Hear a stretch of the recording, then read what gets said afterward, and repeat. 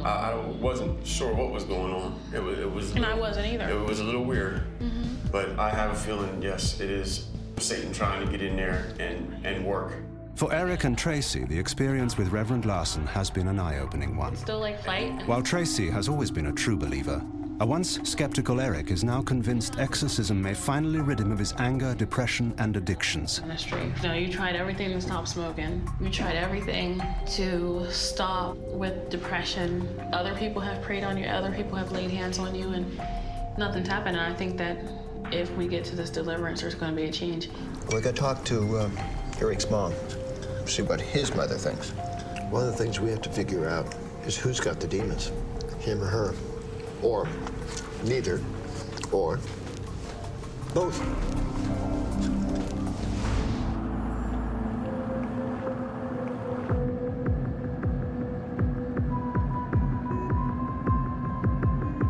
In situations like we're going to be dealing with, almost always there's a dynamic that follows the family. What affects one person affects another one. And because Eric apparently has as many problems as he does, it had to come from somewhere.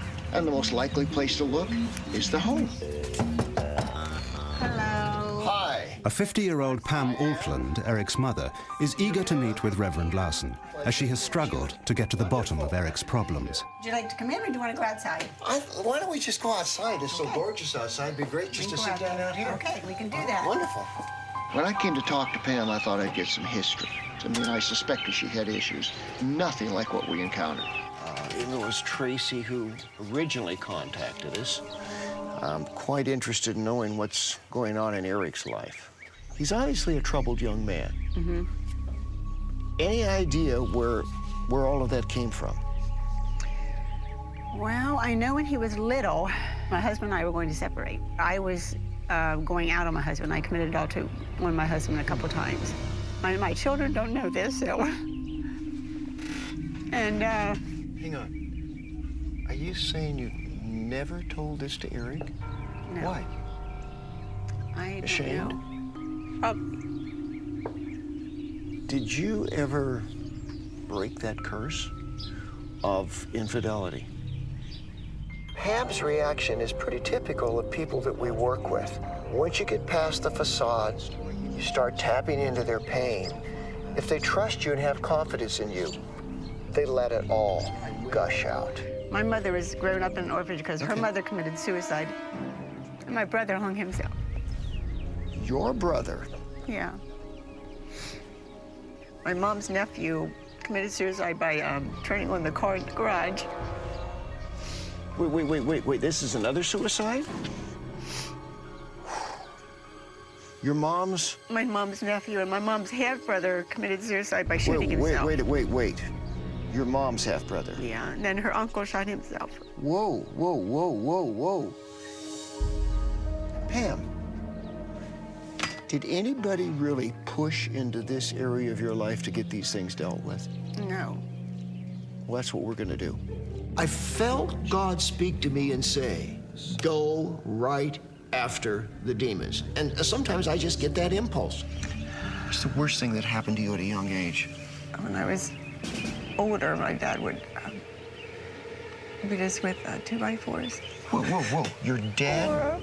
Your father beat you with a 2x4? You've been so controlled by fear your whole life, Pam. For Reverend Larson, exorcism doesn't always have to be a violent affair. No little girl should be that frightened. In the case of Eric's mother, it can be a more gentle process, one that is nevertheless therapeutic for the victim. Satan, I take the sword of the Spirit against you, and I take the cross of Christ. You come out of her. Leave her now. There was this terrible, toxic evil that had built up her whole life, covered over with layers of shame and fear. It was just like something ready to explode inside. Right out of her gut. Come right out of her gut. Come on.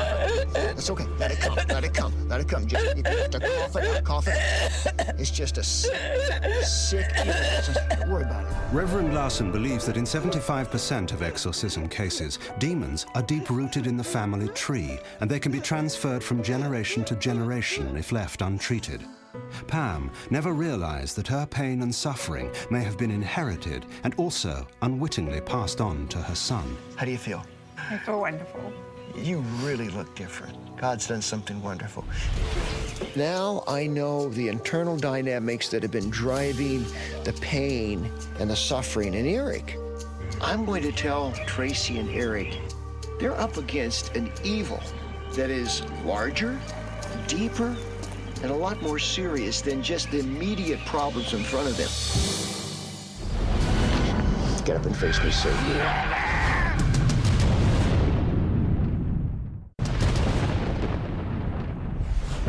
Knowing that some people are particularly sensitive to demons in their environment, exorcist Reverend Larson has embarked on an investigation of York, Pennsylvania, a historic city that was founded in 1741. It took on a pivotal role during both the Revolutionary and the Civil Wars.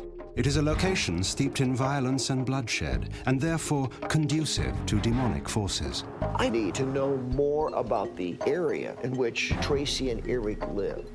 What is York, Pennsylvania all about? Scott Butcher, it's a pleasure to meet you. Pleasure to meet you. Mind show me around here a little bit? Absolutely.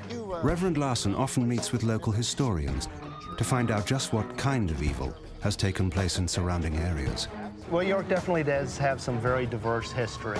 When I talked with a historian, I found out, first of all, that it's the cradle of America's freedom. But I also found out some rather unsavory things. Hello? Good morning, Tracy. Oh, good morning. This is Reverend Bob Larson. How are you doing today? I'm doing well. How are you? Great. Listen, we've got a busy day planned. There's a lot of things I want to show you, and I'm going to be by and pick you up in just a few moments. Will that be all right? That sounds wonderful. Okay, look forward to seeing you later. Bye-bye. Have you ever been to this neighborhood? In the 1960s, racial tensions in the United States reached a boiling point. Riots, demonstrations, and assassinations marred the decade. In York, Pennsylvania, a particularly violent act occurred, which still haunts the community today. Have you ever read anything about the racial violence that took place in this city back in the 60s? Yeah. This was a white neighborhood, and there were white power gangs in this neighborhood. 27-year-old woman, how old are you? 29. 29, so very close to your age. Was visiting here from South Carolina, did not know where she was. Right here, her car stalled. This 27-year-old girl got out of the car when they saw that she was black. All these people around here had guns, and they opened fire on her. Lilybell Ellen was shot dead right here, pumped full of bullets. 30 years later, a man committed suicide at the river. He was one of the people who shot her, and he left behind some paperwork and some recorded tapes explaining what had happened and broke the whole story open. The name of the man who shot that woman, what's your last name? That was his name. Did you know that? I did not know that. Oh. From what his family says, they don't believe that they're related to the Allens around here. They say that. I mean, I don't know how I feel about that. Maybe they don't want to be related. That's one of the reasons I wanted to bring you here. Your name, is there a connection? Is there a secret somebody doesn't want to talk about? Is there somewhere in your bloodline